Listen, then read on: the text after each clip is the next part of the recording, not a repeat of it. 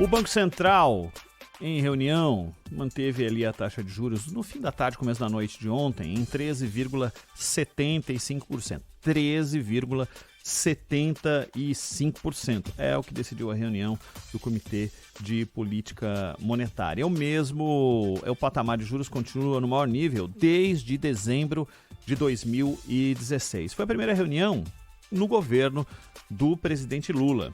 Aí você pensa, juros de 13,75% ao ano, se você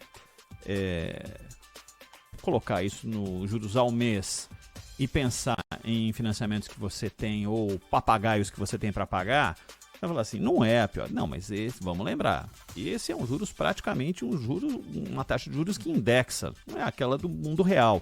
A do mundo real, viu, Zaidan, é sempre importante lembrar, né? A taxa, por exemplo, do cheque especial, que gira em torno de 6, 7, até 8% ao mês, a taxa do cheque especial, que muita gente está relacionada a ela, pode variar aí até 150% ao mês. E aquela outra que é uma taxa que sempre é lembrada pelo cidadão quando ele está numa pior, e tem uma fatia importante, a população endividada do Brasil passa de 65%, chegando a quase 70% de uma população endividada, economicamente ativa e endividada, em juros, por exemplo, do rotativo do cartão de crédito, que pode chegar a 390% ao ano. O que é indecente, né?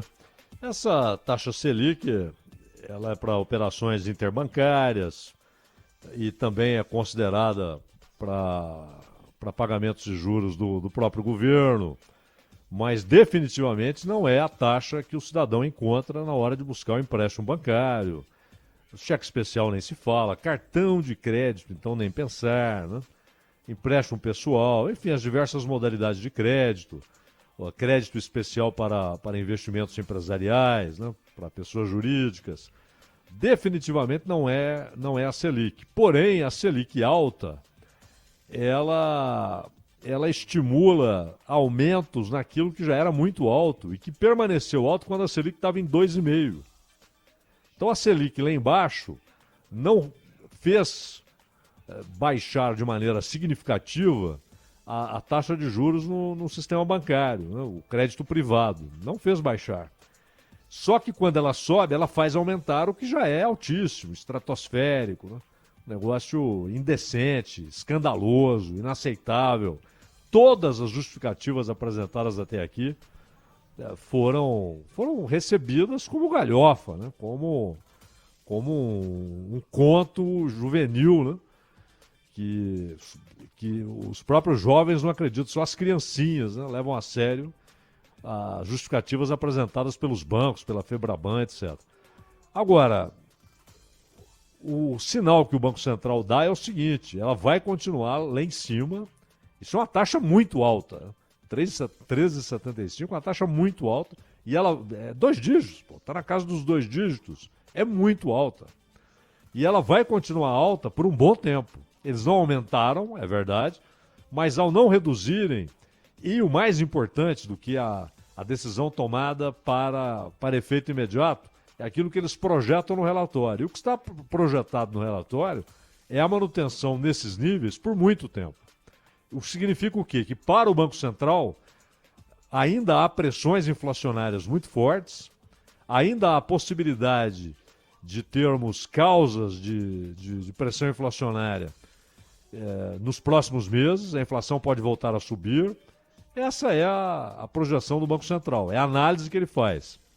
Mas o resultado prático, primeiro, o sujeito, ele fala, bom, eu vou investir em produção, com todo o custo da produção, com todos os riscos da produção, com todas as dificuldades, os impostos, ou eu pego o capital que eu tenho aqui e sem depender de empréstimo de ninguém, de empréstimo bancário, sem nada, eu empresto por banco.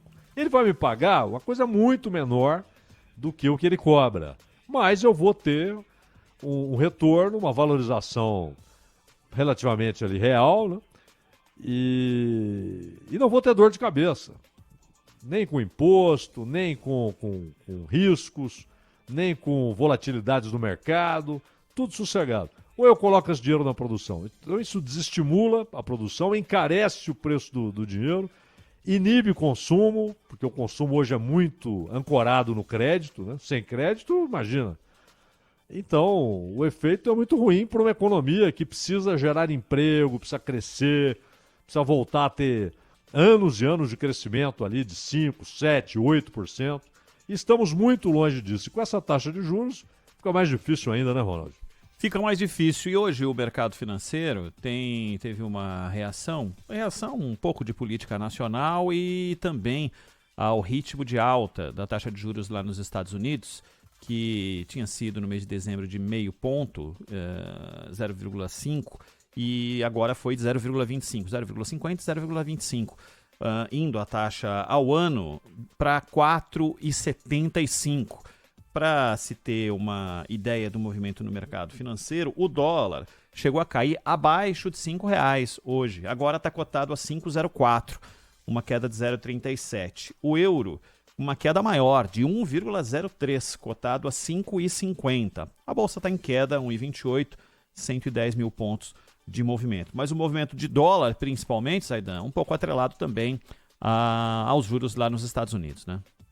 Porque eles tinham uma expectativa de a inflação tornar-se incontrolável, então subiram a taxa de juros, só que por várias razões houve uma redução das pressões inflacionárias, até pela quase normalização do abastecimento global, né, da circulação de mercadorias. A situação melhorou muito em relação a um ano, ao que acontecia há um ano.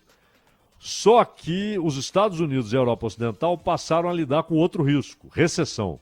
E aí, se você tem risco de recessão, você faz o quê? Reduz a taxa de juros, né? E aí, reduzindo a taxa de juros, o dólar se torna menos atraente, os títulos americanos não vão pagar aquilo que ficava contratado no ano passado, então há menos procura por dólar e desaba mesmo, né, Ronald? Exato, Zaidan.